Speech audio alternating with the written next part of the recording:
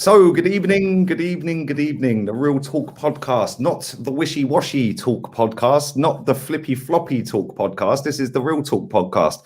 Thank you to everyone waiting in the comment section patiently, over 110 people waiting. Make sure you free hit the likes. And Jez, how are you, mate? You got back safely from Anfield, left at stupid o'clock this morning. How are you, mate? Yeah, good, yeah. Got home. Just gone past 11 o'clock, had a shower, went to bed for a few hours, got up, and yeah, feel good. Yeah, good. For anyone who hasn't seen your fan cam, firstly, when this finishes, make sure you go and check all the fan cams out, people. You was obviously at the game. What was the atmosphere like in the away end? Because like I obviously watch it on mute, and this season, from pretty much every time I've watched the games back or watched the highlights, you can hear the away fans. Like our away fans are mad. Like I can't lie, they're one of the best, if not the best, in the league. But what was it like being there? Because Anfield, it's got this like notorious atmosphere apparently. What was it like for you being in the away end, and what was their end like? Well, typical Anfield start. The cop obviously doing what the cop does. Game starts. Liverpool. I don't know where this comes from. I've never been, obviously, to a European Cup match at Anfield, but it was dead, to be fair, and the Arsenal away faithful were being pretty loud, to be fair. It was all good, humour, bouncing, until about half hour in, and then you could hear people getting a bit fed up. It was still quiet from Liverpool. When Arteta had his spat with Klopp, that's when it started, because the Liverpool fans were laughing at Arteta. You know what I mean? And it obviously when Liverpool scored, then the atmosphere from Liverpool upped. The way Arsenal were starting to get the hump, basically. And it went 2-0, and it got worse. The Arsenal fans got worse. You know, basically there was a lot of people saying he's got to go, Arteta out.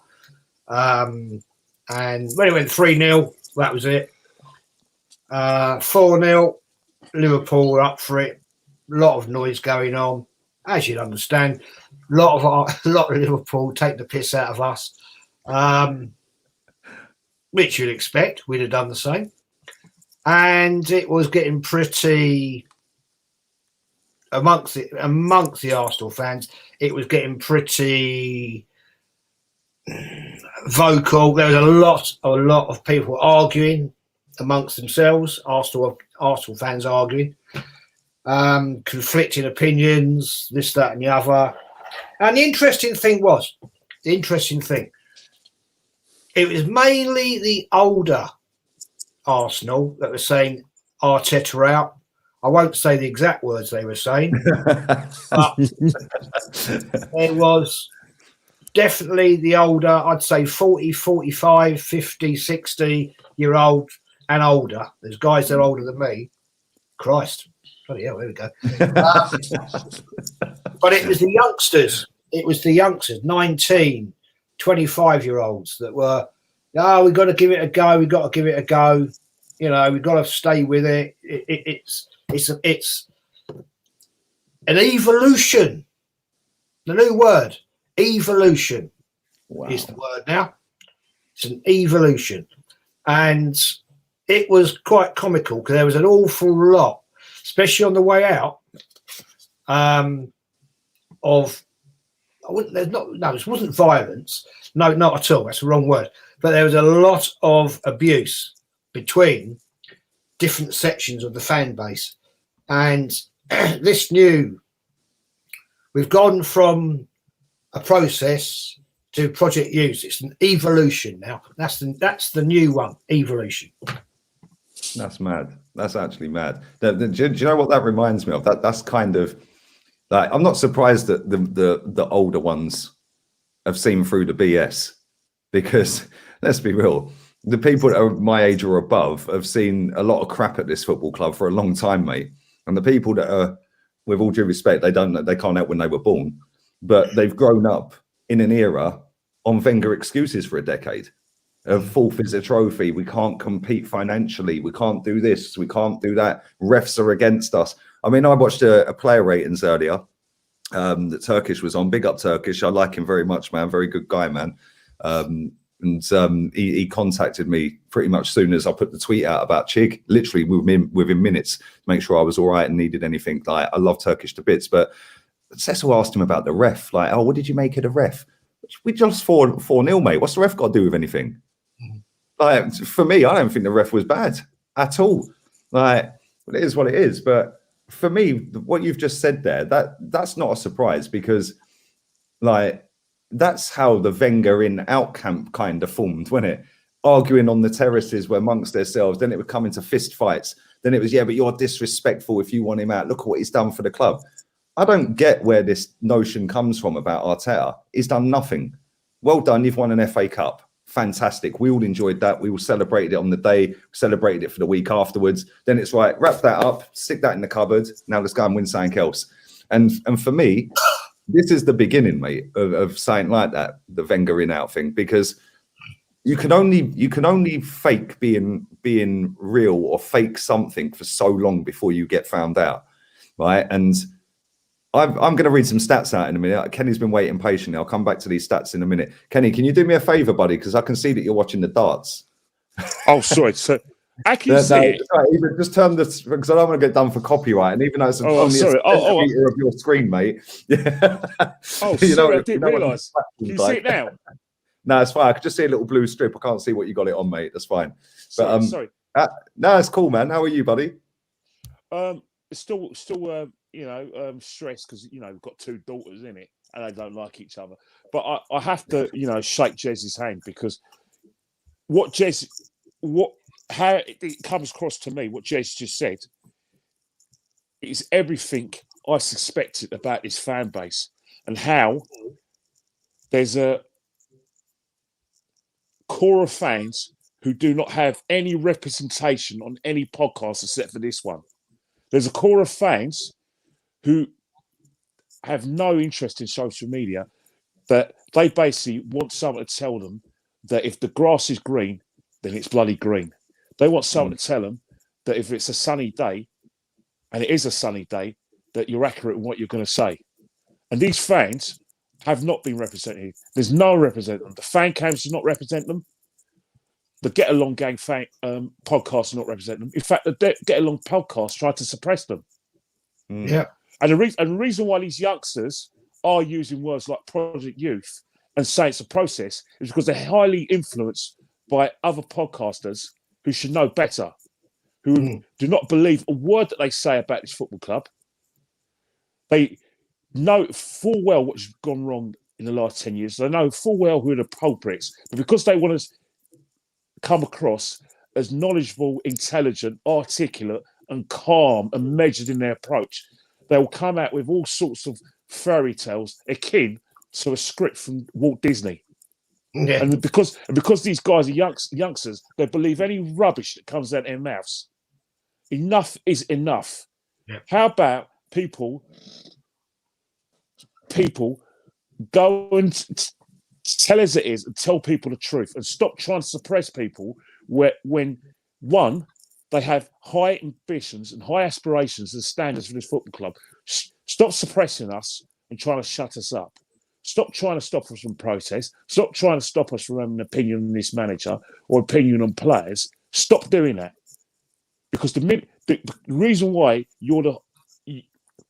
people listen to your guff, especially youngsters who are the next generation of fans who we're trying to keep. Because guess what?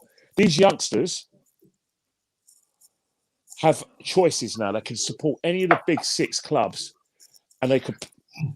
It's like a pick and mix to see which one's the most successful. So we don't want to inject these youngsters with the rubbish that comes on other podcasts, talking absolute nonsense. Oh yeah, let me talk a load of crap about some formation that's been with us the last 60 years, and let me go and get me award, my content award. Oh, let's just go and do that. That's ridiculous. It's embarrassing. You know, the fact is that we have had transition after transition in this football club. And yesterday, we knew that Liverpool, under no circumstances, would not allow us to beat them. But what we knew, what Liverpool did was just the bloody basics. Worked hard. What we did at Arsenal is that we were in two camps. The camp of delusion, i.e., oh yeah, we're going to get something because we're in great form and because Brighton got something because they beat West Ham, Liverpool are on the wane. That camp. And then you had the other camp who want to protect their position as articulate, measured, intelligent, calm, balanced, free hit. Sorry, mate, I can see through all you guys. It's time that you said it as it is. And if you can't be asked to do that, then just please stop trying to intimidate people on social media and calling us all sorts of names, and stop trying to, like rats, you know, and trying to silence people. Because guess what? You are the purveyors of free speech, but you don't let us have ours. Because guess why you don't want us to have our free speech? Because guess what? It's not a popular opinion, and it's actually a threat to your position as the voice of the club. Because guess what? You've got three people here who know what they're talking about, have got years of experience, and it bothers you that much that you want it silenced. Well, we're not going to shut up. We're going to carry on and say as it is. And we're not going to protect anyone, managers, players, or the board. Oh, 100%. Listen, Kenny, well said, mate. Yeah, honestly, well said. And do you know what the maddest thing is, Kenny, right? Is if we stick our head above the parapet, which we do on this channel, right? If we get something wrong, we hold our hands up and say, do you know what? We got that wrong, you know? Yeah. And I think as it stands right now, I think we've all accepted that Aaron Ramsdale could be one of them ones that in a few months, 6 months, whatever it may be, if he continues doing what he's doing, and we all sit there and go, well, actually, we've got that totally off key, mate. We've fucked that up, right? I'm not going to do that now because I've seen Leno come in and do exactly what Ramsdale's doing. Yeah, after Czech like being a calamity. So as it stands, and I've said this, and I've said it, I'll say it again for anyone who ain't ever heard me say it. Aaron Ramsdale has been 10 out of 10 since he's been at this football club. He has been flawless, right? Absolutely well done to that boy, mate. Yeah, because I didn't want him. Yeah, but the more he's playing and the more I see him play like that again yesterday, he's the only one who could walk off of that pitch yesterday and say he played well. And he's a fucking goalkeeper that's conceded 4. Not one of them goals he could do anything about. If it weren't for him or he had a bad day, then it could have been 8. Let's be real. And what you just said a minute ago, Kenny, about people trying to silence people like us, yeah? Every day. 0-0 yesterday, the amount of people that are in my chat and people that were watching my watch along that are in the chat tonight will know this. There was people in my chat saying, he's proving you wrong. You're a disgrace. Yeah. You know, he's gone to Anfield and look how we're playing after 20 minutes. Blah, blah, blah. Nowhere to be seen at full time, mate. Not in the chat again tonight. These people love to just chat crap. Right? And what you just said a minute ago about the younger generation, it's not just the younger generation, by the way, but the majority of it on social media is. A lot of them are trying to become the next big YouTuber or the next big Twitter page or the next big Insta page. And the way to do that is by just be sickly, toxic, positive over everything. And I get people ask me, as you guys know on here, right, in my chat all the time, Lee, have you got any advice to start a YouTube channel? I just say suck off everything about the club. You'll build a massive channel, mate. Yeah, because if you ain't going to come out and say what you actually believe in and what you actually feel in your heart about the football club, you will build a massive, massive channel. You know, there's people that have got less subscribers than me that get more views than me on match day on their watch-alongs. But why? Because they played a game. They played a game. I ain't playing the game. Yeah, I want my club to be the best, and that's always what it's been about. Yeah, it's not about getting a sponsorship deal or getting my face on TV or like being the face of Arsenal. I ain't the face of Arsenal fans. I'm Lee Gunner. I'm an Arsenal fan. That's it. It's my opinion. You know, and if people want to watch it, cool. And if you like it, cool. And if you don't, well, don't watch it. And if you want to watch it, you don't like it, cheers. Do you know what I mean? But I think the one thing that I'll say here, right, is that people of our age, or like I'm the youngest of the three of us, yeah, but people of of my age or above, like to Kenny and Jez and even older, we have seen a lot of crap at this football club. A lot of crap. And you guys have seen more than me growing up in the 70s and stuff like that, in the 80s, yeah? Like, you have seen a lot of crap, and I've seen a lot of crap. But the one thing we have seen is a lot of fucking success as well. A lot of success. I've seen 17 trophy wins at this football club, and I'm 39. So Kenny and Jez, you've seen more than that. So why should we lower our standards as a football club? You know, why is it that every time you hear Martin Keown... I've got some bad news for you, Lee. Sorry to cut you off. Jez, I think Jez has seen a bit more than me because I was born in 72. Yeah, all I saw was from 1971 up until like 79 was one trophy, and that's the FA Cup. And I was too young to remember when we finished second in 73. But what I do remember is that when I was 4 to 5 to 6, you know, there was periods under Bertie Mee where we were, and I use the word loosely, tossing around with Spurs for just to stay in the division. Jez, you remember it more than me because you're around between 74 and 76. You know, we were always in the bottom half of the table, Arsenal and Spurs. And obviously Spurs got relegated in 77. And, you know, it was only in 78 when we became kind of a cup side.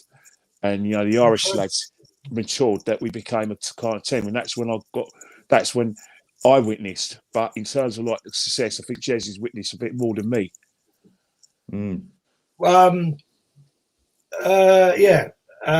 Fairs Cup. 69, 70. I was too young to go to the away game. I wasn't allowed. I wouldn't have been allowed. I went to the second leg when we won 3-1. I didn't go to the FA Cup 70-71. I watched it at home. But I saw the parade, obviously. And I remember, you know, obviously when we did the double, our first double. I remember that. But my first cup experience was against Swindon Town in the League Cup final, where we lost 3-1 against Swindon. But pretty much after 70-71, nothing happened until 77-78.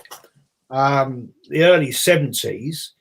And the one thing I'm going to say here, the early 70s, 73, 74, 75, we were bloody rubbish. And I won't deny that.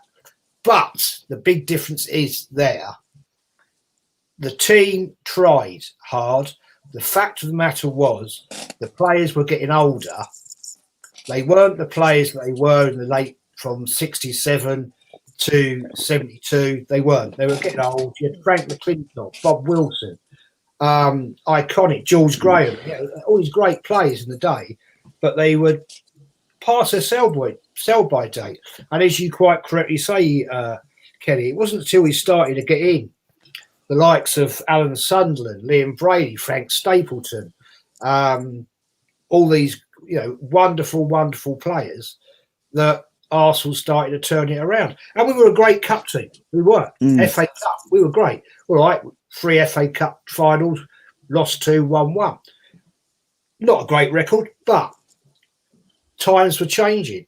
And when I hear what I hear yesterday, it saddens me very much, because you never, ever, ever at Highbury ever heard anything like that. You'd never, ever hear Arsenal fans, home and away, arguing amongst themselves. And there was a lot of arguing. When we were 4-0 down, there was more people arguing amongst themselves that were watching the game. Yeah. Seriously, there's groups of people turning around, standing up and arguing with people four rows back. And I thought, this isn't this. I know when Wenger was in the days of when Wenger was being outed, you used to see a bit of that. But this is the Arsenal faithful. Now, I don't care what anybody says. Sorry to cut you there, Jez. A lot of these people that are at the away games now ain't been going until this season, last season maybe, the season before. And then the big majority of people that are at these away games have been going for years and years and years and years. Yeah, I'm not going to sit here and lie. Yeah, I never used to go away. Yeah, I only started going away when I could start getting away tickets. Yeah, through people at face value. So, people probably had the ump that I was going to away games because their mates couldn't go to an away game and their mates couldn't get a ticket, but I had a source to a ticket. So a lot of these people that go to these away games now are not necessarily there year in, year out, year in, year out. And I think that's why some people do get the ump with it, because they've been going for years and years and years and years. And then it's like, well, who the fuck are you? Yeah, how about you shut up, mate? Yeah, and then that's all of a sudden the arguing starts coming in, because if that person's saying this is great, yeah, and they've only just started rocking up at away games, and this person's been going for 30 years every away game, and all they can hear is this person going, oh, we've got to trust it, it's an evolution, it's this. That guy's going to say, yo, shut the fuck up, mate. Yeah, and that is where the problem comes. Palace away, the same sort of situation. But what I won't have, and I think we've all had this before, how dare you people on your social media platforms tell me, who's been supporting this club all my life, Islington born and bred, to go and support Tottenham or another club because I want standards. How dare you tell me that? Don't you dare try and tell me that to go and support someone else, because guess what? I will only ever support Arsenal. If we went out of existence, I wouldn't want to go and watch football. I wouldn't support anyone else because Arsenal's my club. So I don't need anyone to tell me if I'm to go and support someone else, because I'll express my dissatisfaction with the manager, the tactics, the board, and the team. And for someone to have the audacity to come up to me 2 weeks ago and say I hate on Arsenal, because I don't want to celebrate a last-minute equaliser against Crystal Palace, I don't want to, pontificate about, about how well things are when I've seen our team, my boys, win 5 league titles in the last 32 years. I've seen my boys do 2 doubles. I went to see my boys in the Champions League final, and you're going with spending my own money going up, and I spent thousands in this club, and you've got the audacity to tell me go and support another club because I don't want to pontificate or get behind a manager that I believe that isn't the right fit for our club. I don't give a monkeys about Arteta. Why don't they go and support Burnley if they want a project? Yeah, if they want a project, fuck off to Burnley, mate. But things, I'll never tell them to do that. When this manager finally gets sacked, they can fuck off down the job centre with him. But I wouldn't do that to another Arsenal fan, because I'm a great respecter of a person's supporter experience. I would just wish that people wouldn't be so hypocritical and start trying to dictate how we support a football club just because your favourite podcaster happens to be calm and measured and wants to say this and that about the football club, or your favourite presenter. You think your favourite presenter is the one who brought Arsenal into the stratosphere, or you think your presenter introduced Arsenal to certain countries abroad. Doesn't mean that you can follow that manager all you like, just like we have our own minds. But to try to bully people, suppress people, poor show. 100%, mate. Big up to Zamir for the super chat as well, mate. You guys keep it real. No self-delusion, no polishing of turds. You don't get carried away after a handful of good performances. That's because we've seen it all before. And I know people are bored of me saying it. Mustafi signed for this football club and went 26 games unbeaten. And look at him. Bernd Leno came into this club. Leno dropped a couple of howlers. He was put in after 2 or 3 games. And he went about 18 or 19 unbeaten, Leno. So let's just calm down a bit. Like the teams we've been beating or drawing with, we should be beating and drawing with them. We should be beating all of them. Let's be real here. This is Arsenal Football Club. And what winds me up is that I looked, and I put this on my Insta story earlier. Brighton have gone there this season with no striker in their squad. They were 2-0 down, and they only conceded 1 more shot after that on target. So they conceded 3 shots on target to Liverpool, and they were 2-0 down, right? And did they roll over and capitulate and say, finish us, do it, spank us? No, they rolled their sleeves up because they've got a good coach. that can change a formation. He can change tactics. He can change the shape of a team with and without the ball. Yeah, and they believe in what he's doing, and they ain't all looking around at each other going, well, if you can't be asked, I can't be asked. They're all running their nuts off. And they should have beaten Liverpool this season. Last season, they went there. Yeah, and they did beat them. They beat them 1-0. So if Brighton can go there with Neil Maupay up front, right, and go there this season with no striker and get 4 points, why can't we? We've not beaten them at their ground for 9 seasons. That is a disgrace. Man United's a different kettle of fish. I know we've beaten them now at their ground, right? But you can kind of say, okay, cool. They were still winning titles up to 2012, right? They've still had better teams than us. So they've still got a better team than us now, right? But they've had better managers. They've had Jose. They've had Van Gaal. They've had Fergie. Moyes, whatever. I don't even think he was in charge for our game. Maybe he was. I don't know. I can't remember. But you can kind of say, well, I can see how the Man United one came about because they were the best team in the league for years and years and years. And they've always been better than us. Yeah, or in my lifetime anyway. But Liverpool, to not be able to beat Liverpool in the last 9 seasons is shambolic when you think about it, because they've only really been top class for about 4 seasons. Like top class. Yes, I know they go and win a Champions League here and there, and they competed with Brendan Rodgers, etc., etc. But why can't we go there and get a result against them? It's mad. It blows my mind. I want to share this with everyone as well. Somebody sent me this earlier. I don't know if it's going to go full screen or whether I can just... There we go. Right, there we go. Let me take this super chat off the screen. Thank you for that, buddy. Appreciate it. Right. Sky put this out earlier. Goals scored. Arsenal rank 14th in the league. Right? Open play goals, 7 out of the 13. We're 19th in the league for open play goals. That tells me we don't create. Oh, that's probably because our creative spark, Odegaard, is out of end. Yeah, that's why we signed him, wasn't it? To be the creative spark. Right? XG. For anybody who believes in this XG crap, that means expected goals. We were expected to score 0.8 more than we have. So we're about there or thereabouts, but we're 12th. Big chances created. Yeah, big chances created. We are 19th in the league. All right, shot conversion, 8%, 16th. Possession. This is Arsenal Football Club, right? And we have 47% of the ball. What's going on here? Like, honestly, what is going on at this football club? And people are buying into this rubbish, right? It's not just about one loss to Liverpool, right? Because I've been banging this drum, and so have you two as well, right? And so have most of this chat, right? Even if they don't support Arsenal, they still sit there and go, yo, you need to get rid of him. He's shit. Yeah, Man United fans are coming in. Chelsea fans are coming in saying, look, get rid of Arteta, mate. He ain't no good for you. So if other fans can see it and they don't feel like they have to have a pop and say, oh, your manager's shit, like, but they actually feel sorry for us. And we're saying it, right? What are people actually seeing with this manager? And what is it, Jez, right? With this manager that has got a hold over so many people. I've asked you this before, but like, you've just seen the stats there. And I'm not a big stat guy, but when you look at them stats, right? We've scored 6 goals from set pieces and 7 from open play.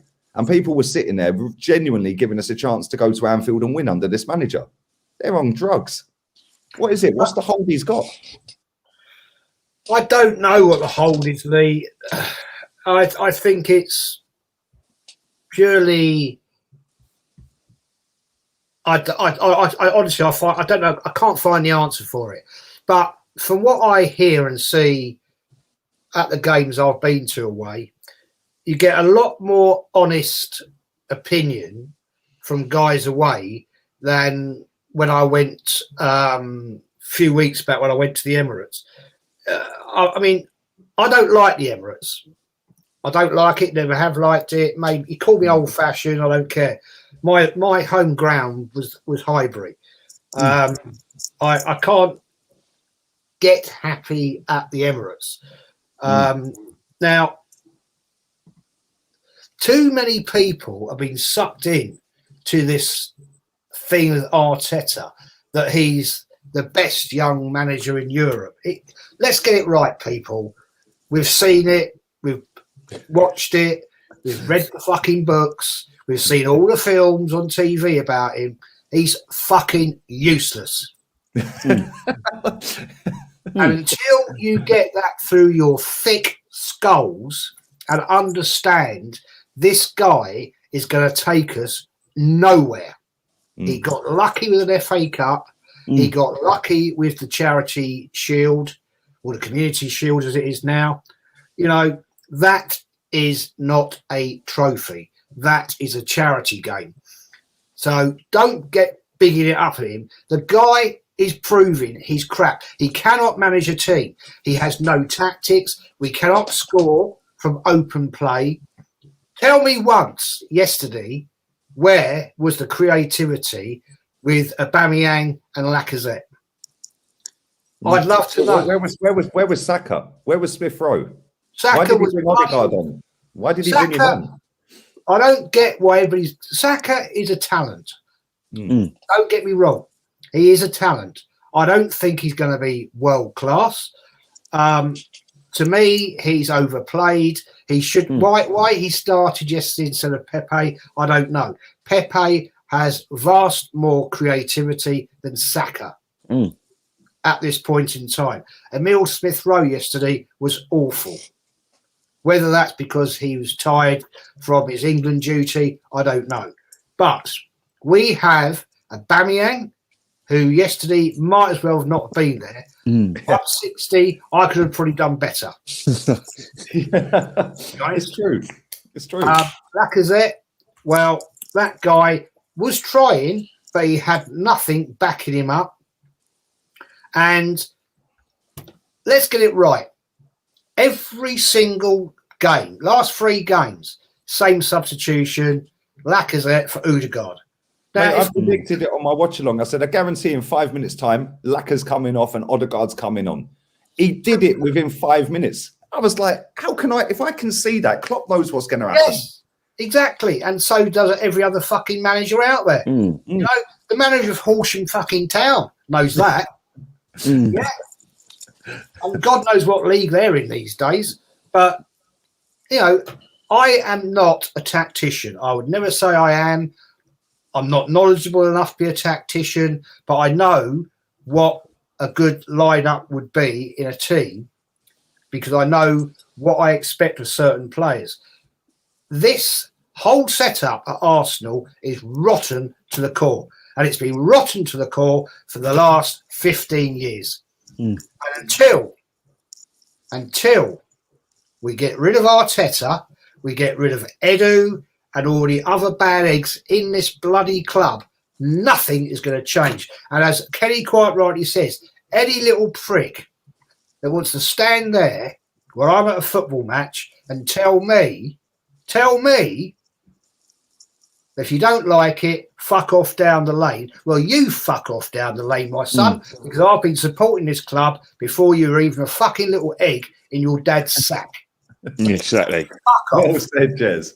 Well said. Listen, that's how it should be, mate. Like, look, at the end of the day, right, we just want our team to do what it smashed that fucking stadium down for, right? And I was saying this earlier on, right? We have been finessed as a fan base for nearly 2 decades. Nearly 2 decades. Because we got sold this dream and we got sold it while we were at the peak. Right, of fucking being the best. We were the best team in the league, us and Man United every year. And we got sold this fucking Emirates Stadium dream because they knew that everyone would lap it up. We've said it on here before. They weren't moving here to make us compete with Europe's elite. They were moving us here for a Super League and fucking global fucking branding. Yeah, that's it. And more TV money, right? And more entrance fee money. They can sell off the boxes. Go on, Kenny. Go on, mate. Sorry, mate. But you think about it, that's exactly what's happened in that club in the north. Because when we were doing our podcast, doing our fan cams, and we did the player ratings, you know, obviously the club in the north, both you knew, and I think all the viewers knew that the club in the north I was referring to was Manchester United. Now, Man United, have done the same sort of pork chop move like we expect them to do. They got rid of Solskjaer because they had no choice to do it. But if they could have got away with it, they would still had the guy in charge. But guess what? Instead of spending big money on trying to get Zidane, they've got Michael Carrick as an interim manager. What, you're having an interim manager when you're playing Chelsea, Villarreal, Chelsea, and Arsenal? Well done, man. I think the problem with Arsenal and Man United, I'll keep on saying it, both clubs have had long-term managers who controlled every fabric of the football club. I'm an Arsenal fan, so I don't care about Man United. But one thing you said was so true in your last point, is that Arsenal and Man United only care about one thing, and that is profit and commercial profit and selling the TV rights all over the world, and that's how they make their money. They couldn't care less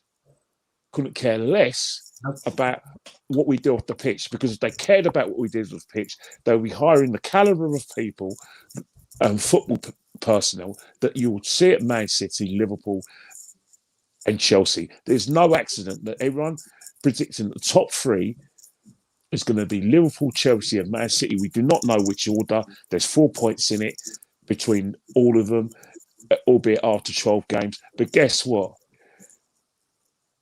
Top notch off the pitch, leaving everyone behind off the pitch, on the pitch, leaving everyone behind. There is no coincidence that both parts of the football club are related. If you're strong off the pitch, you're strong on the pitch. But Arsenal don't seem to do that. They seem to. If you look at the academy, Liverpool's academy, the players they're producing, top notch. You look at the academies at City and Chelsea, top notch. The football people, top notch. Even West Ham are producing the boys. So don't get me wrong. We talk about Hale End, and we are desperate for Saka and Smith Rowe to come good, and that's the right attitude to have. But why can't Hale End be as good, if not better, than those three clubs? Because that's the ultimate. Why can't we have someone, our director of football, to be better than Liverpool's director of football, Chelsea's director of football, or Man City's director of football? Why can't we emulate them and be better? Why are we just settling for this? Why are we letting our football club doing what Man United are trying to get away with as well, and putting commercial ambitions above the football club? The Emirates, when Arsenal say that they moved to compete with Bayern Munich, by moving to the Emirates, they're right. They didn't talk about competing with them on the field. They went to compete with them in terms of that commercial aspects of the football club.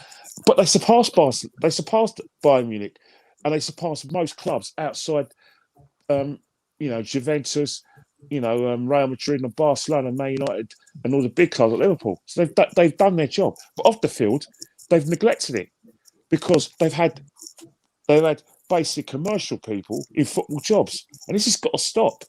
We're never ever going to compete. Josh Kroenke's right. Josh Kroenke was right when he says we're spending a lot of money, but what they're trying to do, the Kroenke is doing, is that they're trying to kid us by showing us the balance sheets they're going to pay. But are they really, really interested? No. This comment well here for the field? is absolutely fantastic from Darren Sullivan on Facebook. Big ups to everyone watching on Facebook as well. Darren, I speak to him on Instagram. Yeah, this is a great comment, right? Because I watched that interview and I read the transcript or most of it and did a video on this, right?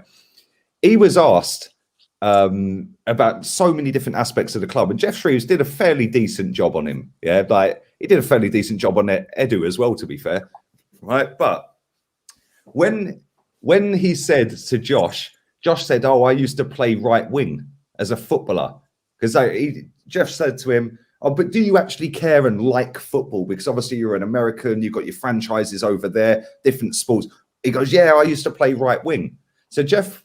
Great question from Jeff Shreves. He went, "Who did you grow up wanting to emulate then as a right winger?" Absolutely fucked him. He was like, he couldn't give an answer. He just could not give an answer, because that tells you, and that's why I wanted to pin this. As a businessman, he's obviously a very smart guy. Yeah, you and your dad don't become billionaires, whatever. Maybe it's your dad, maybe it's you, maybe it's a bit of both, whatever, right? But you don't make billions of pounds through being shit at business, right? But he knows fuck all about football. Absolutely nothing about football. And what he's done is, and I believe he owns the club. I don't think it's his dad. Maybe it's in his name, his dad, but he's the owner of this football club, not his dad, right? That's my thoughts on it. But what they've done is they've gone, well, Vinay's been here for a decade. What we'll do is we'll just promote him because he knows the club better than us. So we'll just promote him and make him CEO. Oh, and then what we'll do, well, Edu played for the club. Oh, we'll make him technical director because he was doing that for Brazil. Like, you ask anyone who fucking knows Edu in that job, they've said good luck with that, mate, because he's fucking useless. Yeah, useless. Right? Anyone within football yeah, that knows and has had dealings with Edu, has come out and publicly said he's fucking useless, right? Then it's, oh, well, let's go down this route of, and this is where the smart businessman comes into play. What we do is we recruit the youngest manager in the league. We'll make him the youngest manager in the league, right? And then what we'll do is we'll go and put these two kids in the team that we're going to give number 10 and number 7 to, because they're iconic shirt numbers at this football club as well as other football clubs, but especially this club as well with Bergkamp and Pires and Alexis and anyone else you want to throw into them shirts, right? But you could then sit there and go, well, now what we're going to do is we're then going to go and get Martin Odegaard, and we're going to bring him in because he's only a kid. We'll go and sign that goalkeeper that got relegated 3 times in 4 seasons, who, by the way, has been fucking unreal, right? But they've got lucky with that. And they have got lucky with that. It's only because he's fucking got his head switched on and he wants to be a success that he's fucking smashing it. Then it's like, now what we do is we're going to spend 50 million quid on apparently a ball-playing centre-half who fucking played the ball straight to them and they nearly scored about twice yesterday, right? But he's a kid as well. So now what it is, well, we've got the youngest manager in the league. We've got the youngest team in the league, which we have, both counts. So now the whole business model is based on, well, they'll give us a chance now to fucking take the piss because we have got the youngest manager in the league and we've got the youngest team in the league. All I've had today on Instagram on my post about Ramsdale, where I said fair play to him, blah, blah, blah. All I've had is people on there saying, arguing with each other, saying, well, we've got the youngest manager in the league. You've got to give it a chance. Why? Yeah, we've got the youngest squad in the league. Got to give it a chance. Why? I'm no disrespect to them. Somebody said to me earlier, he goes, are you expecting us to go from 0 to title just like that? I went, yeah. Since Wenger's fucking gone, mate, we've spent nearly £500 million. Yeah, £500 million. 240 million this manager spent. If you gave that to Conte last year, we'd be in a title race this season. Yeah, so not the summer just gone, but when Arteta got the job, if you had given Conte 240 million quid, we wouldn't have fucking Benjamin at centre-back not knowing a fucking clue about football because you don't watch it. We wouldn't have Saka as our main fucking boy. We wouldn't have Smith Rowe running his nuts off every game trying to fucking make a fucking goal or score a goal. Yeah, because we would have these as fringe players that would get games at the right time and be nurtured and managed properly, and they would then flourish into top players. They might still do that. But under this manager, I can't see it, mate. I genuinely can't see it. Just make a point about Edu. Yeah. Very good point you made. When Edu smokes, Jez, if that's what you're going to ask. When Edu was in Brazilian football, right? Brazilian national team, yeah? Brazil do not buy players. Yeah. They have a wealth of world-class talent that they have the ability to pick from. The difference with Edu at Arsenal, he is not that clever in picking world-class talent for Arsenal. And he's proved it again and again. I never, ever really rated Edu at Arsenal as a player. And he's proving that he is shit at his job. And I class him as I class Arteta. He's a prick and doesn't deserve to be at Arsenal. And he's not good enough for Arsenal. None of them of this management are good enough to run this football club. And all the time we have the owners.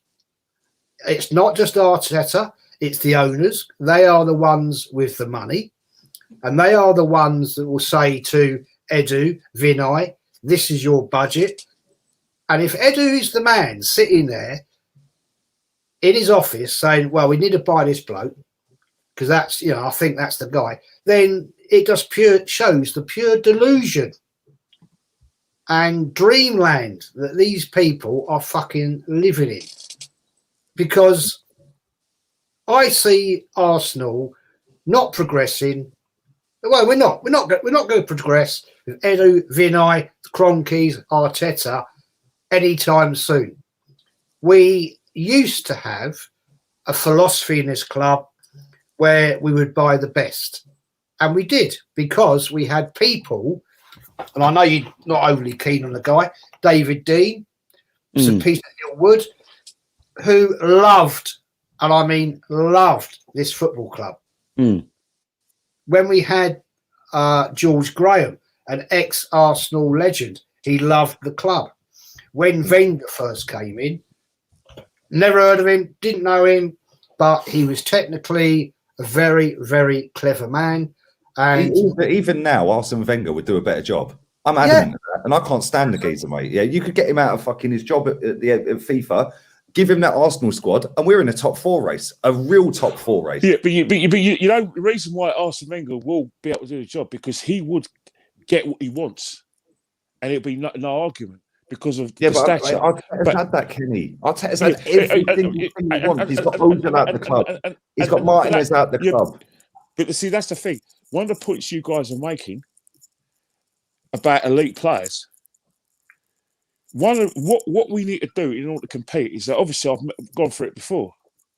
If we're your start base when you want to sort of compete in the big boys is to make sure that Arsenal is a first choice of any employee, and the starting point of being a first choice, an employee of choice, is the youngsters.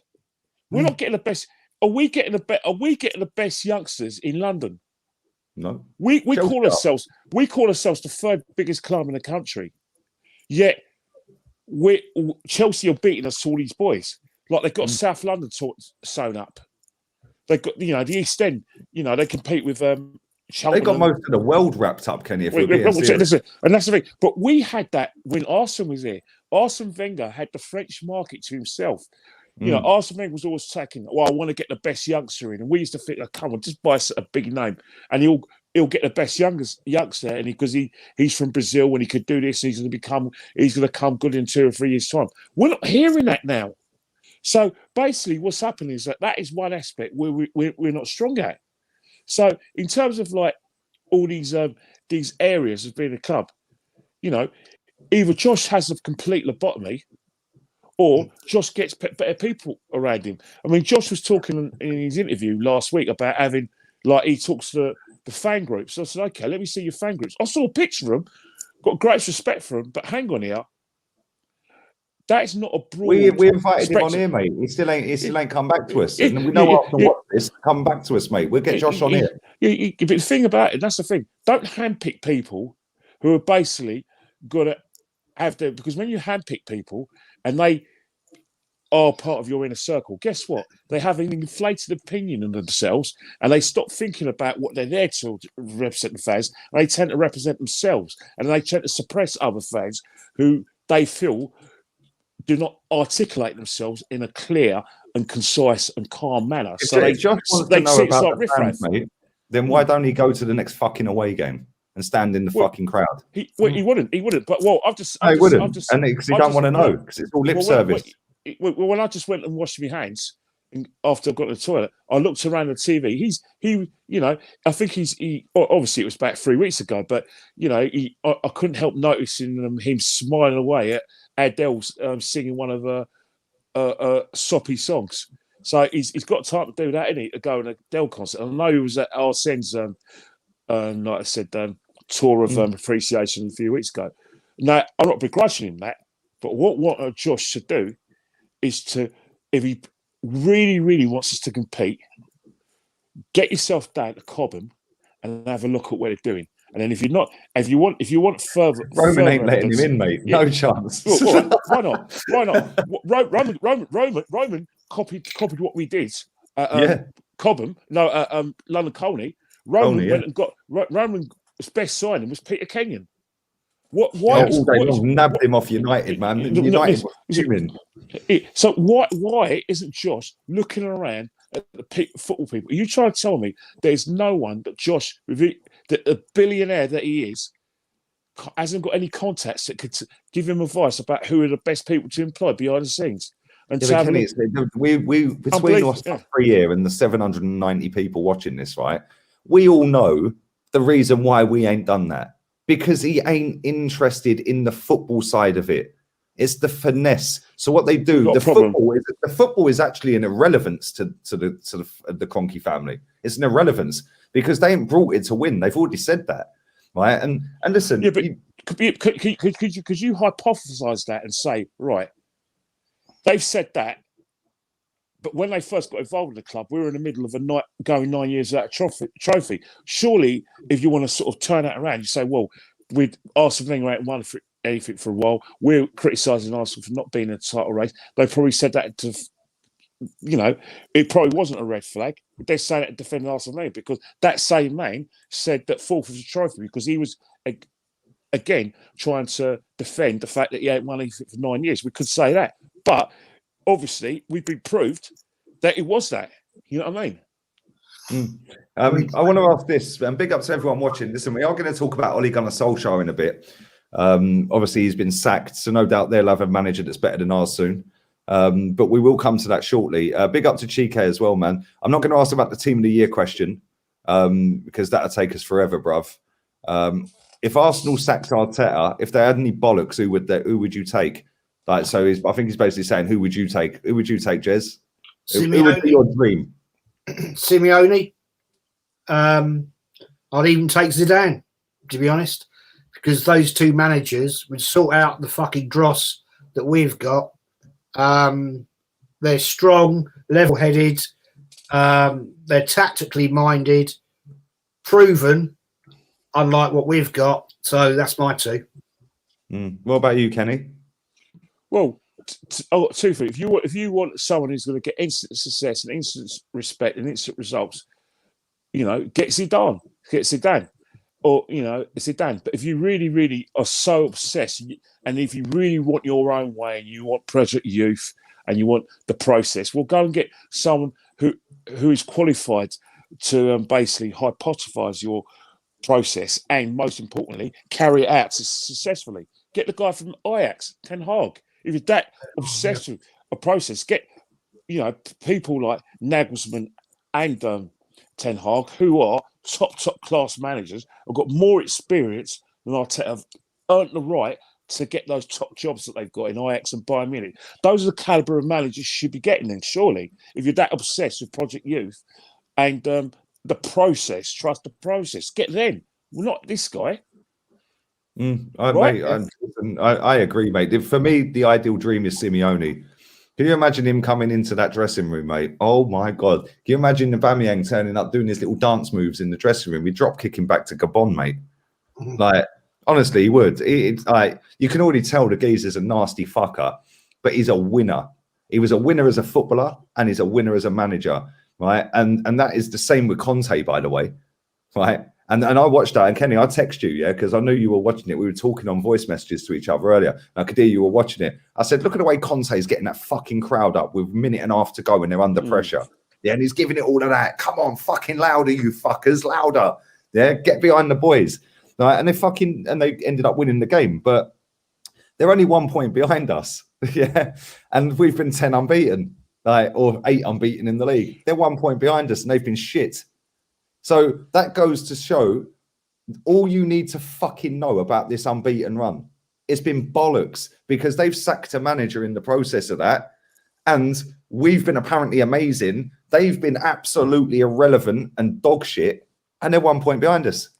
Well, sorry to cut you, but we're very much in danger of repeating the 1992-93 season. Now, the good news is we won 2 trophies in terms of the League Cup and FA Cup, albeit beating Sheffield Wednesday both games. But the bad news is we scored 38 goals in the league because in the areas where... Who was our top scorer that year, Kenny? Do you know? Well, in 92-93, it was Ian Wright, wasn't it? It was only ever going to be Ian Wright. But we scored 38 league goals. Now we're in one of the reasons. The main reason one of the reasons why we lost yesterday, obviously, is because Liverpool worked harder than us, and because they refused to lose. But our attacking third was an embarrassment. Now we've been complaining that. We complained about that not just after those 3 horrendous defeats. We complained about that when we beat Norwich. We complained about that when we beat Burnley. We've been complaining about it all the time. And that's the biggest elephant in the room. And that is going to cost us big if we have any ambitions of getting in the top 4 or even getting into Europe. Obviously, we want big. We want to challenge the league. But that's scoring 13 goals, obviously, is, your stat sheet is everything. That is a major concern. And that's where, if Josh Kroenke is really, really serious, then get the checkbook out. Seriously, get the checkbook out. Don't wait for any of our forwards to come and form. You know, clearly he has no faith. And that's another theme as well. And that's a bigger elephant in the room. We need to come to terms with two things. Arteta does not rate Martinelli. You can scream and shout with it. He does not rate Martinelli. He, as far as he's concerned, Balogun had his chance, didn't take it, and all bets are off. Doesn't rate Nketiah. Nketiah has probably looked at Edouard at Crystal Palace and thinking, what the hell have I done? This guy's getting games and he's scoring goals.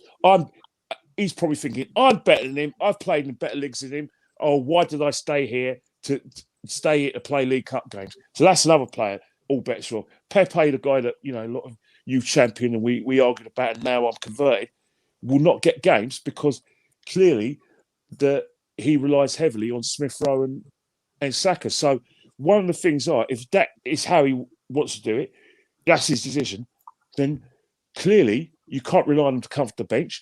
Then go and buy in January to improve our situation, because we're going to have a situation where we're looking at 38 league goals, even less than that if we carry on like this. Can I just add a fact into you guys here? Yeah. We're at -4 goal difference, yeah? He's fixed the defence, though, isn't he? The last time Arsenal were this far into a season and had a minus goal difference was 1913. Oh, wow. Another record unwanted for Mikel Arteta. That's got to be touching 60 now, isn't it? That was the last time Arsenal were relegated. I mean, it was -2 at this point in the season. We're at -4. So for all you Arteta sexuals out there, think about that, because I can see with our run into Christmas, mate, it could be a lot worse than that. Oh, 100%, mate. We've got Man United coming up after Newcastle. We've actually got Newcastle who bagged 3 yesterday. Yeah. In fact, I actually put this out on my Instagram. I want to share this for everyone who's listening and watching and playback and that. I actually want to read this out, right? Because this is what makes me laugh. Like, people bang on about, oh, he's doing such a great job. It's Project Youth, blah, blah, blah. What a load of bollocks, right? Check this out. Where is it? Burnley, Newcastle, Villa, Watford, Brentford and Palace have all scored more goals than Arsenal this season. Wolves and Brighton are 1 goal behind us, and Southampton are 2 behind us. Southampton have also conceded less goals than us, by the way. Right? I haven't looked at the rest, but I noticed they've only conceded 14. We've conceded more. Right? Our 13 goals, out of them, 8 came in 3 games. 8 of our 13 goals came in 3 games. Villa, Leicester, and Spurs. Yeah. Right? So 5 goals have come in 8 games, right? Out of the 13, we put the stat up earlier, we put the overlay up earlier, 6 have come from set pieces.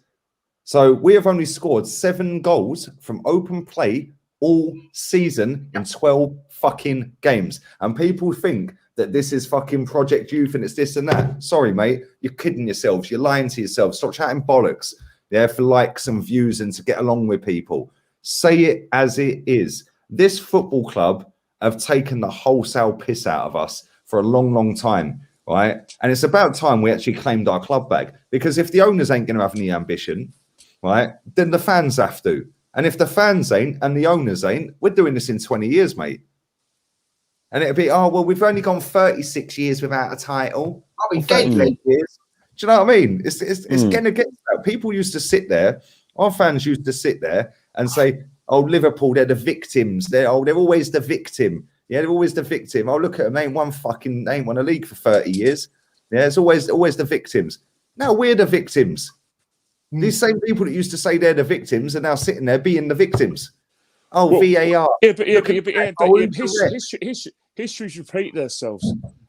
Hey, obviously, you know, you're younger than me and Jez, but I do remember, you know, grew up in the, you know, late 70s, definitely 80s, when we were doing this in the 80s before George Graham to the club, what we're doing right now, you know, celebrating and creating a kind of History Channel situation where, you know, I'm all for, you know, people lauding the 1971 team, love it to bits. I didn't see him, so that's an education. But when you overlord teams like the 1971 team, it means you satisfy yourself. Say, oh boy, well, we emulated what Spurs done. You don't kind of prepare yourself mentally to move on and do it again. And I think that's one of the things that, you know, Man United had that problem in '68, where they celebrated winning the European Cup, you know, after what happened 10 years ago in Munich. But then they had the lean years and they didn't win a trophy in 1977. Liverpool clearly have been doing that for a long time. And, you know, you see it with the Brazilian national team, where they got obsessed with, you know, before they won it in 94, they got obsessed with Revelinho, Pele, Tostão, Gershon, and all those sort of players.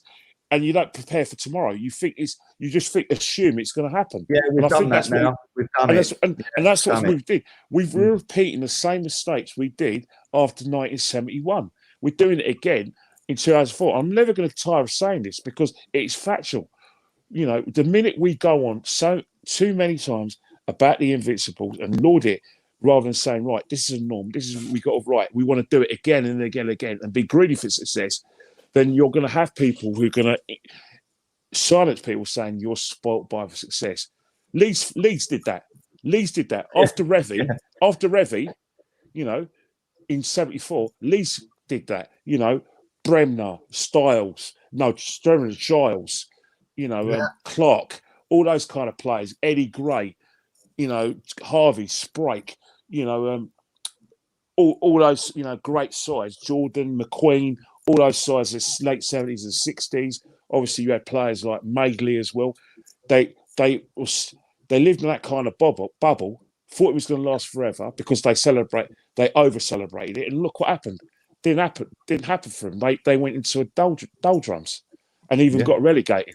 So when you're in a situation where you get success, you do not try and treat it like a factory. It's right, league, let's retain it and let's keep on doing it. Become hungry, then you're going to have these sort of situations.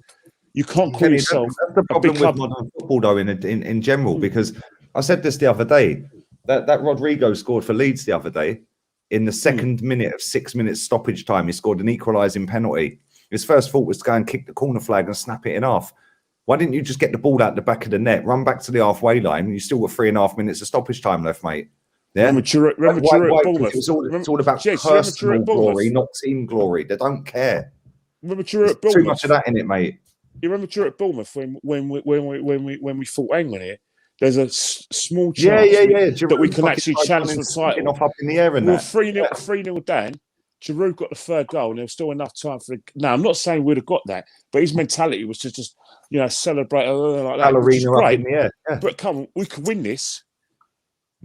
But that is modern football now. I see it all the time. I watched the highlights of yesterday's games today, and I see it in the. I think it was the Newcastle game against Brentford. Yeah, it was the equaliser in that. They're running around fucking like jumping it. It's like, mate, you still got time left. Like, why don't you go and get the ball out the fucking net, run back to the halfway line, tell your mates, come on, let's fucking have it. Let's go and get the win now because they're going to be up against it. That's modern football. There's too much money in football now. It's killed it, mate. Yeah, and then you've got too many people that are happy with fucking not winning.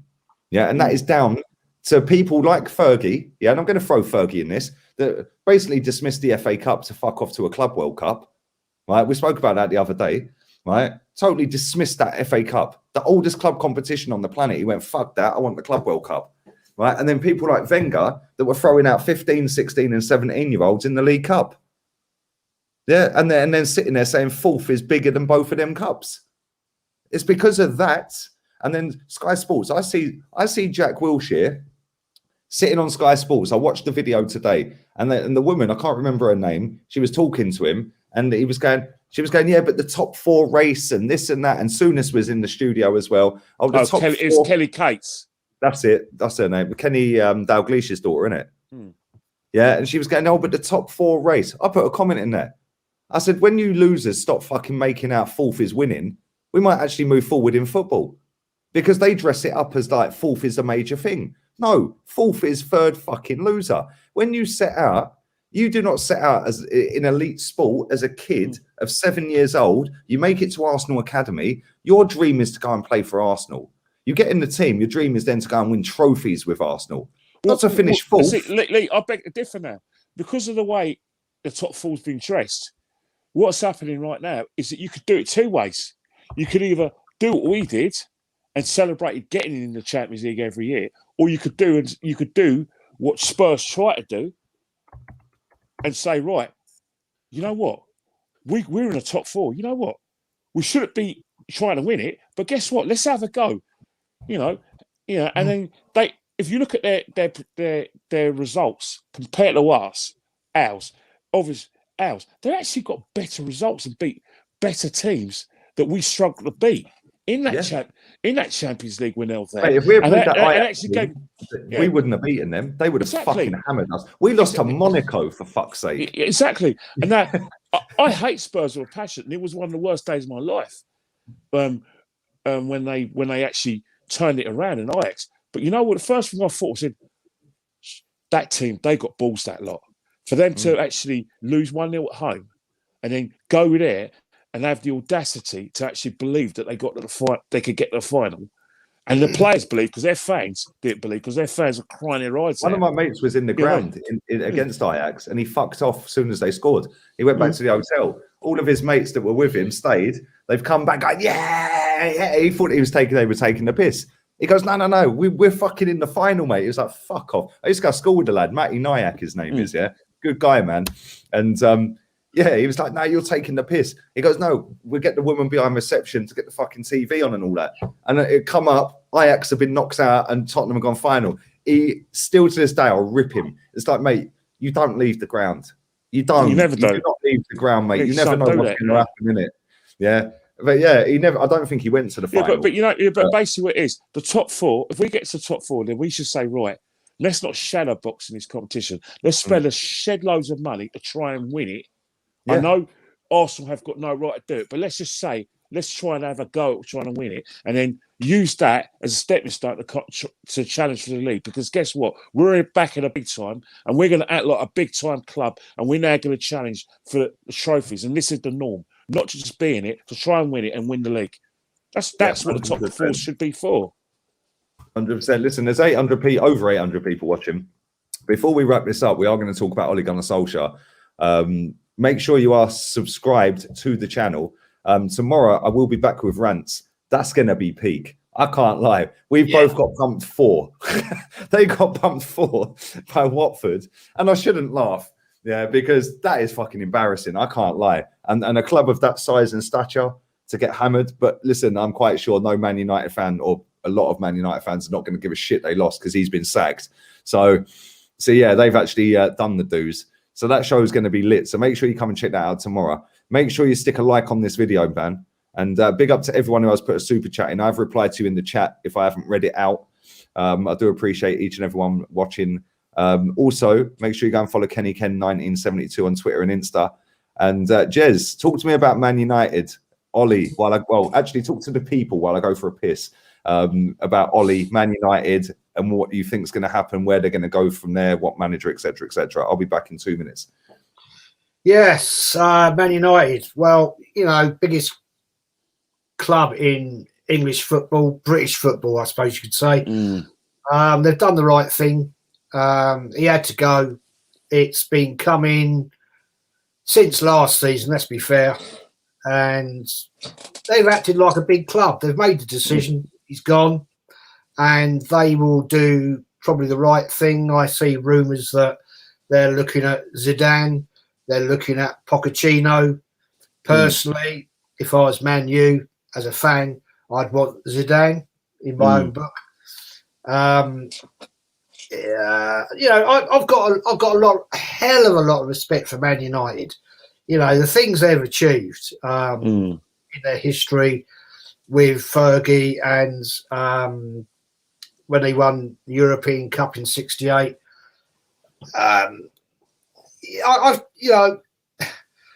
We can feel the pain, can't we, Kenny? We're in the same boat. We're suffering. It feels like we're tied. Our arms are tied behind our backs, and nobody's listening. But at last, the Man United senior management have made a decision. He's gone. He had to go. And I feel happy for Man United because I think now we will see a turnaround with them over the rest of the season. They get the right guy in there. If they get Zidane in there, then, you know, I rate Zidane as a manager, and he will make vast changes. They've got pot loads of money, Man United, to spend. See, that's the thing. You see, that's what I agree with you. The problem, the only slight problem they have is Ed Woodward's still there. Yeah. Ed Woodward is no David Gill. And I think the reason why you look at it, David Gill was a football person. And before they had David Gill, they had Peter Kenyon, who swanned off to Chelsea. Now, the problem Man United have is that they're in the same sort of boat as us. It's that they've tended, and unashamedly, put commercial profit before what goes on the football field. And what they try to do is that they're like the Kroenkes, they calm fans by saying, right, here you go. Who's the most expensive player in the world? Oh, we're going to get him. Here's 90 million for Lukaku. Oh, here's 90 million for Pogba. Oh, here's 80 million for Maguire. And let's go and get Ronaldo back. And what they do is that the only way they can be successful is if, because Zidane is giving money to build a spine. If they're going to go along and start doing what they did previously, i.e., let's see, 160 million, two big stars, but not at getting a spine, then they're going to still have the same problems before. So, a football person needs to be behind the scenes at Man United. Ed Woodward should have no influence on that club whatsoever. I know he's about to leave the club. You know what? If Man United want to win the league and actually get in the top four this season, actually try and challenge for the Champions League this season because they're in it, get Ed Woodward out now. Pay him anything you want.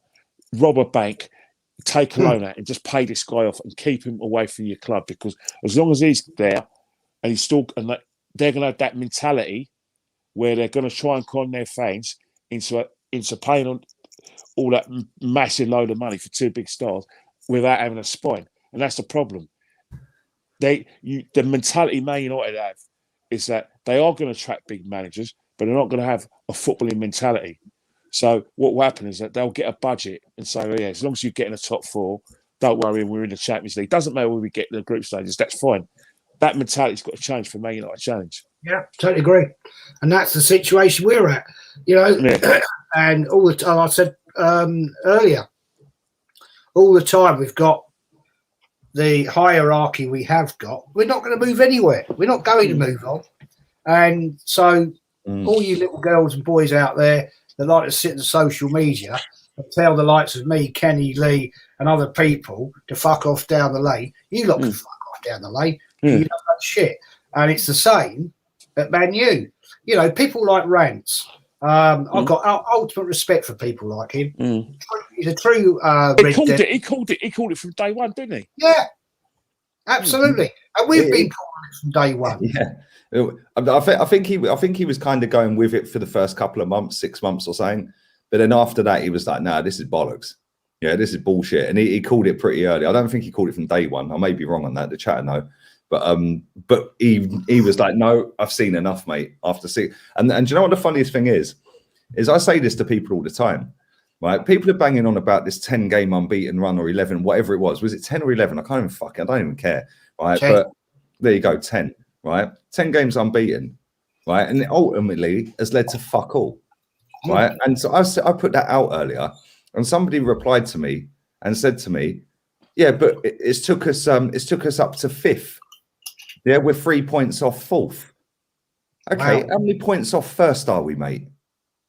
Yeah, and that is the mentality, and there is millions and millions of millions of Arsenal and Man United fans with that mindset, right?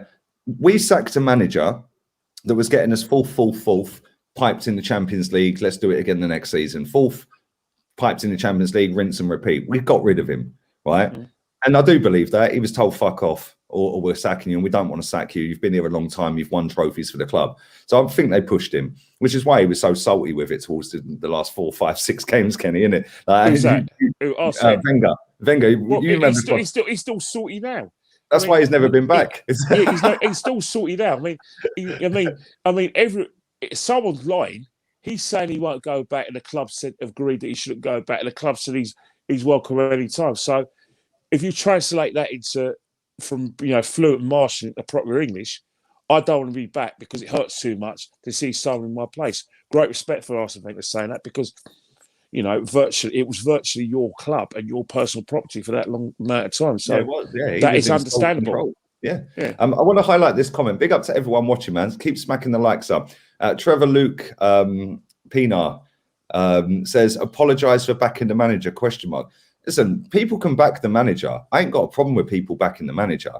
But it's when they blindly back a manager and when they call people like me out that from day one, in fact, in exactly 1 month and 4 days from now, in fact, I'm lying. In 4 days from now was exactly 2 years as to when I recorded a video that's still on this channel that says I'm Arteta out before I'm Arteta in, right? And that was 3 weeks before he got the job. By the way, that's just reminded me. Today is the 3-year anniversary that I set this channel up.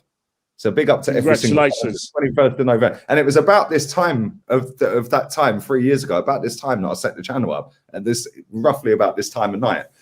So big up to everyone, man. Big up to everyone who's been on it. You guys all in the chat as well. But this is my point.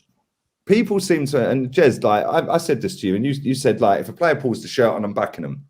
Right, which is admirable, and I get it. I totally get it. And I ain't going to argue with you over it. We're pals. Like, that's your opinion, yeah. But for me, respect has to be earned. Right, so it's like, for example, Aaron Ramsdale.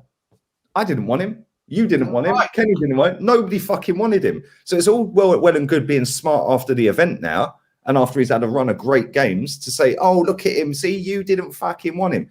Yeah, great. He's doing all right. He's doing fantastic. He's been flawless, 10 out of 10. But let's see if you can do that for another 10 games and then another 10 games, because I ain't taking the smallest sample size and gassing people up. We see Nuno Espirito Santo get manager of the month fucking after 3 games, right? He got sacked 6 games later, 7 games later. We've seen players like Saka have a little purple patch. And people go, oh my God, he's amazing. He's the best player in fucking, he's the best right winger. He's better than Pepe. He's better than this. He's better than that. No, you can't. The thing is, in football, one thing you've got to do, right, is that Ian Botham, the ex-cricketer, one of the best cricketers I've ever seen live, said, form is temporary, class is forever. And what's happening to do, you can't have, about 70 or 80 players being world class. You can't have a situation where you judge a player after a few games. So in order to,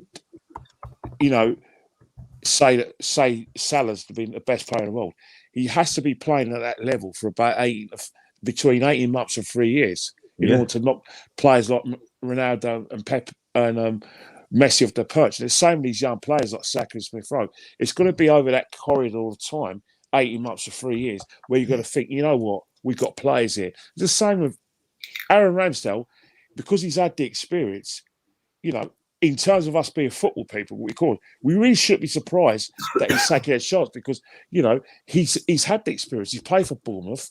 He's played for Sheffield United. Yes, they got relegated. And yes, they had a lot of action. But those experiences have put him in a good step to play for us, because we always tell young players, go on loan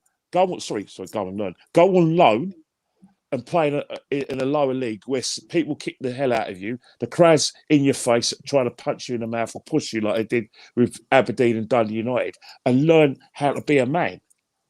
So Aaron Ramsdale's already done that.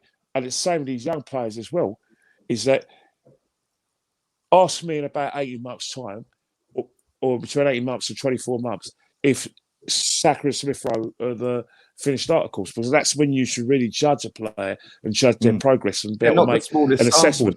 Not the smallest sample size, but this is what we do as fans, or a lot of fans do, not just Arsenal, but everywhere. And this is why. And Jez, I'm not trying to have a dig at you, because I genuinely ain't. Yeah, but it's like, my mentality is you have to earn my respect before I just say fuck it, I'm backing you, which is why I never backed Arteta. You earn my respect, Arteta, and I'll change my mind on you. And I'll hold my hands up and say I'm bang out of order and I was wrong and you were actually you were top class. Same with Ramsdale. If Ramsdale carries on doing what he's doing in 6 months, 12 months, 15 months from now, and he's still putting in banging performances every week, I can sit there and say, do you know what? I got it fucking wrong on him, mate. Yeah. When Willian signed, right? And I held my hands up on that pretty quick because I realised I fucked up, right? When Willian signed, yeah, everyone was going nuts. We don't want Willian. Blah, blah, blah. I said, yo, Willian's actually a very good player, but he's a very good player in a very good team, right? But he scores free kicks. He can cross the ball. He can take corners. I wouldn't necessarily have gone and said, let's go and get Willian. But now Willian's coming. Yeah, I think that's a good signing. And then after the first game, I was like, oh, fucking hell, he's done a right first game against Fulham. Then after that, 6 games later, I was like, fuck Willian, I've tapped out. Because I could see that his heart weren't in it at Arsenal. Right? Whereas with Ramsdale, I can see his heart's in it. Yeah, so I do feel that at some point, I will be sitting there with my hands up saying, I got it fucking well wrong on Ramsdale. But for me personally, I just don't go like down that route of, I'm just going to back them because they're here. Like, I just don't do that. And I'm not having a dig at you, Jez, when I say that. No. Because I get why you do it, because it's they put the shirt on, it's the fucking pride of wearing the shirt. I'm going to back the boys, and I get it, yeah. But I've done that with so many fucking players over the years that have let me down. Like, just blindly backed them that I've like, fuck that, I've had enough. Yeah, now actually you back me. Like, do you know what I mean? One of them ones. With Ramsdale, I was one of the first with you and others to say, why the hell are we buying a goalkeeper that's been relegated season after season? But, you know, I will always back a new player in the club, and he's proved me wrong at this point in time. And I'll be the first to say it, and I have said it. I've said, look, you've showed me wrong. I think you're doing very well, and I hope it continues. And I've got no problems in saying that, and I'll always be the first to say. And I think he will continue. I'll tell you why. He wants to prove himself. He wants to be the England #1. And good luck to the lad. And let's be fair, you know, we could have had our asses raped yesterday if it hadn't been for him. Yeah. Could have been 8. It could have been 7 or 8 fucking nil. The save he made from Jota, when and Jota did the right thing because he put it back across goal. Yeah. Right? Because he's going that way and he's put it back the way. But that fucking save, to have such a strong wrist and actually stop that, because it could easily have bent his arm back and gone in. I mean, Jota, in hindsight, probably should have just slipped it in the bottom corner and run off wheeling away at 5-0. Right? But that was a mad save. I just say that, I've made the statement. I'll always back any player that puts the Arsenal badge on. That's because I'm old school and that's the way I am. But when we had Odegaard last season, I thought, okay, you know, let's see him, but I'm not backing him. I'm not saying the same about him. The guy is absolute fucking pony. I'm sorry. I mean, what did he tell me? Somebody please put in the chat. Tell me where I've gone wrong. What he did yesterday. What did he do? What the fuck did he do? Well, he was brought. Well, that's what we said in terms of like player ratings. Like, you know, you have a high velocity game where everyone's, you know, where basically the ball's moving at high velocity, the players are moving at high velocity. Let's not even talk about the tackles. Yeah, you brought on a slowest player to slow the game down. To slow the game down when we're actually losing the game. Normally, you bring players like that on to slow the game down that you're winning. I can tell you a fact, right? Tell you a fact. When he came on yesterday, yeah, in that crowd, nobody was going, oh yeah, fucking Odegaard, yeah, fucking great. It was like, because it's only 14-year-olds that fucking rate him, Jez. Like, honestly, nobody rates this. Mate, you've seen it in my chat, Jez. You're in my chat a lot, yeah? Right? You have seen it in my chat from the Norwegian people that follow me, yeah? Yeah. Right? They can't believe he is captain of fucking Norway. And they're from Norway. They're like, we don't know why he's captain. Because he ain't all that. He's fucking bang average. We don't know why he's captain. And this is Norwegian saying this. So when Arsenal fans want to tell me, oh, you don't know what you're talking about with him, I said when we signed him on loan, he's a decent player. And I'm sure he is a decent player, right? And I said, if we're going to sign him, we'll just fucking buy him. Why do we want to loan the kid? Yeah. On the flip side, I'd hold my hands up and say, thank fuck we didn't buy him. But then this summer, we brought him. Yeah. And it's like, It's like, oh my God, what are we doing? And people still come to me to this day and say, you wanted Maddison. Yeah. Disgrace, £40 million more. He's only scored 1 goal in fucking X amount. But then these are the same people that suck off Bukayo Saka, right? Who scored the same amount of goals in the same amount of time, by the way, and played more fucking games. Yeah. So which one is it? Yeah. But Maddison's older. Age should not come into it, right? Somebody put a great comment in about an hour ago saying people can say Bukayo Saka's inexperienced. The guy's been to a Euros, all the way to a final. He's been in final. He's been in around our first team for the last 3 years, so that's experience. Yeah, he's been to a Europa League final. Was he in the Europa League final? Maybe he went in the squad. I'm not sure. Can't remember. Maybe he wasn't. But he was in and around the squad under Unai because Unai gave him his debut, hence why he thanked him when he signed the fucking new deal. Right? Maybe he was in the squad for that. I don't know. I can't. Somebody in the chat know whether Saka was in the Europa League final squad. Maybe he was. So if he was, let's assume for now he was. He was in the Europa League final squad. He's in an FA Cup final squad. He's in a Euros final squad. Like, oh yeah, he missed the penalty. There you go. He missed the penalty. Yeah. Yeah, he did. He missed the penalty? No, he missed the penalty in the fucking. Oh no, sorry, he missed the penalty. I know what you're saying. He missed the penalty for the Euros. He missed the penalty in the final as well. No, you're talking about a penalty shootout in the final last year. He's talking about for the national side. Yeah, the Euros he did, but was he in the Europa League final with Emery? I don't think he was. I don't think he was in the Europa League final. Yeah, he was. I don't think he made the squad. Yeah, I'm not sure he did. But listen, he's been to a Euros final and an FA Cup final. He's played Premier League football for 2 seasons, right? He's played in European competitions, right? In terms of Europa League. So why are people saying he's inexperienced? He's been in and around that squad and played probably, I'm going to check how many games he's played for Arsenal. I guarantee he's touching 100 games for Arsenal. I think what it is is that, there's some players, right, who are like, Emil Smith-Rowe's age and Saka's age. And then you look at the age group and you look at someone like Phil Foden. Now, he's inexperienced, but he doesn't play like he's inexperienced. No. Saka's got a proper coach, Kenny, that's nurturing him. It's even better than that.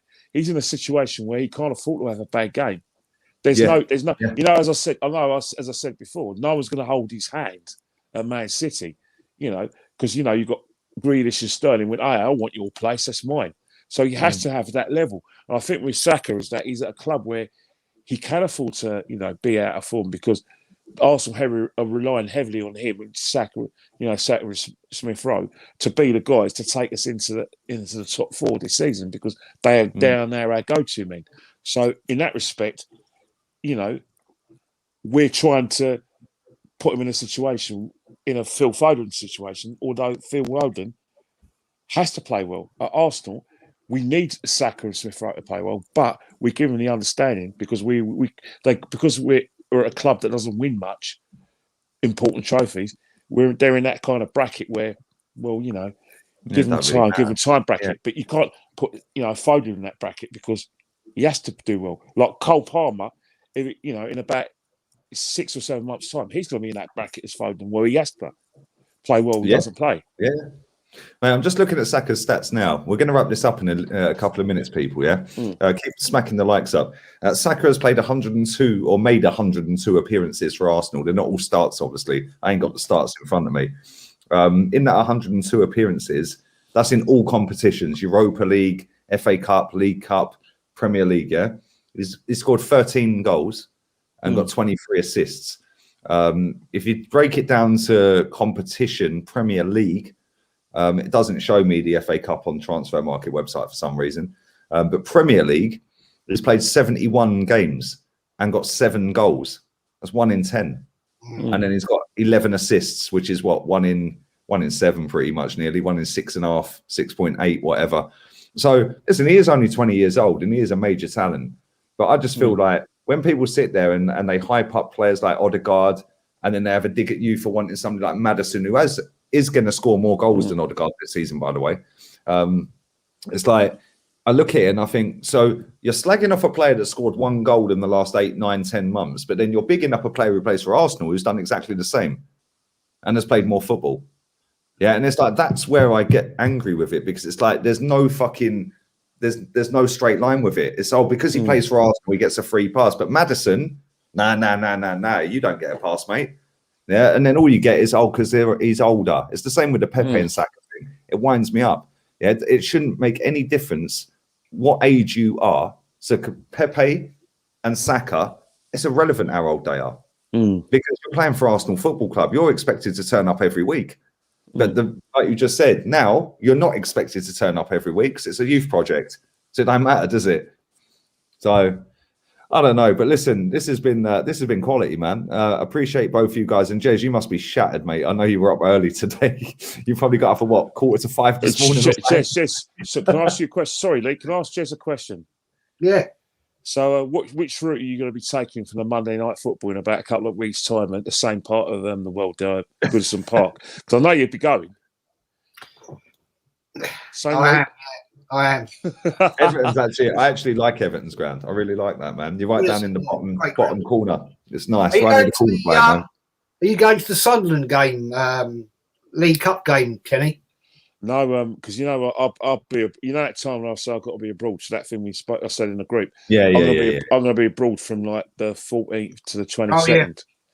So I'm going to miss Sunderland. Shame. And, it's £20 you can get a ticket for that. You know. That's actually expensive because it's normally a tenner, isn't it, Kenny? The League Cup games are normally 10 quid, isn't they? Yeah, but the situation is that So they've doubled the price on fucking League Cups. They're robbing bastards. I say it, but you actually might see attacking football. We all love an attacking football, don't we? Yeah, it's mad. Very quickly, a lot of people in the chat have been saying about this Conor Gallagher. If you actually haven't seen his pass for Benteke, I think it was Benteke's second goal. Was it Benteke? It might have been. I think it was Benteke who scored the goal, their third goal. The first touch he took was unbelievably good. The second touch was insane. And then he had the vision to see the striker out the corner of his eye, pass it, bang, straight in the back of the net. What a goal. Yeah, and that was all down to his fucking skill. He's a good player, that Conor Gallagher. Was that better than Cancelo's pass for Sterling? Oh, no, it weren't that good. It weren't that good. But do you know what, right? To be fair, totally different goals. Like, it was like he brought it down, next touch, and then outside of the boot. So I think it was Benteke. Yeah, it was absolutely quality how he done it. And he is a very talented player. And I'll tell you what, Crystal Palace play some very good football, mate. That game was mad. The highlights of that game looked insane. So there we go. And we're going to end on this. As a United fan, I'm super buzzing Ollie has gone. I can't lie when I'm saying I feel for y'all. I think Arteta needs to leave. I think that means needs to leave Arsenal. But big up to you lot. Mate, I feel the same for you. Like, I'm buzzing for you lot, man. Listen, I know Man United supposedly rivals with us because of back in the day, and they are, I suppose, rivals in a way. But at the end of the day, they're the biggest club in England, and they shouldn't have fucking had that idiot in charge for 3 years anyway. 3.5 years. It's a fucking scandal. Yeah, and I'm not going to go on a mad rant about it. I've said can I just say before we go, as long as you've got people like Gary Neville and Roy Keane backing him, maybe Gary Neville can give him a fucking job. How about that? Because he sacks managers every couple of months, so maybe he can give Ollie a job. Yeah, but it's funny, when you get people like Gary Neville and co saying it was so toxic under Mourinho, and they needed a safe pair of hands, and they needed everyone with a smile on their face. This is Man United, by the way, not Portsmouth. Man United, that everyone needs to have a smile on their face and have a calming influence. Well, you're going to get nice Ollie. You're going to get a nice team who don't scare no one, and you're going to get nice results. And that's what they got. So, yeah, 100%. And yeah, Gary Neville, mate, I watched his Sky Sports. They put it up on their YouTube channel, and I watched him nearly crying for 10 minutes. Yeah, I'm never going to want a manager sacked. Why? Yeah, no manager's ever been sacked for being good, mate. Yeah, they get sacked for being bad at their job. Yeah, the one who should be in the dock is Rio Ferdinand.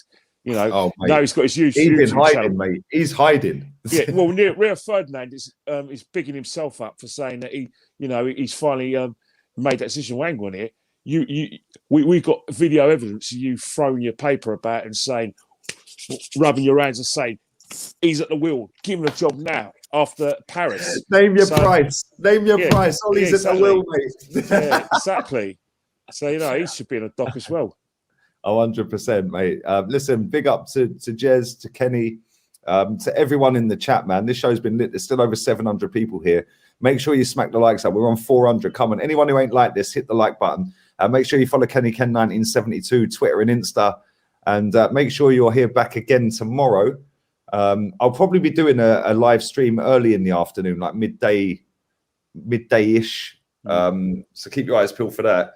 We'll just be going over latest transfer news with January coming up, stuff like that. And then I'll be back again with rants at 4 o'clock. That's going to be peak. I might actually go and buy some cigars and smoke a fat cigar with him tomorrow, like just for the banter. so yeah. One thing you need to tell Ranks, he's not out of the woods yet. No, because they got Carrick in charge. Remember, no, it's not even that. Just say to Ranks when you're with him tomorrow. There's 2 words that is gonna basically. You're gonna say Steve bring Bruce. Him down to earth. No, Ed Woodward. That's 2 words. Woodward. There you go. Ed there you Woodward. go. As long as he's at the club, then you and Ranks are going to be tackling this in a year's time. Well, he's leaving in the summer apparently, isn't he? Yeah, but if you get someone like Ed Woodward, Dave. But yeah, he's already got his mate in the fucking position, isn't he? But what you need to do, you need to take that mentality away from that football club. They need a winner. They need a fucking winner at that club. Like, and they had one with Jose, and they sacked him, and he was the last person to win him a trophy. It's not. Right. I don't think it's the manager. I think it's the people behind the scenes who care more about commercial. The minute you get that mentality away from Man United, you and Rance won't be having this discussion next year. I promise you. No, 100%. Listen, on that bombshell, big up to everyone, man. Big up Fury. Come on, my guy, DJ Fury in the building, baby. And thank you to everyone who has watched, everyone watching on playback. Make sure you go and follow the guys as well. And we're out of here, people. Arteta out.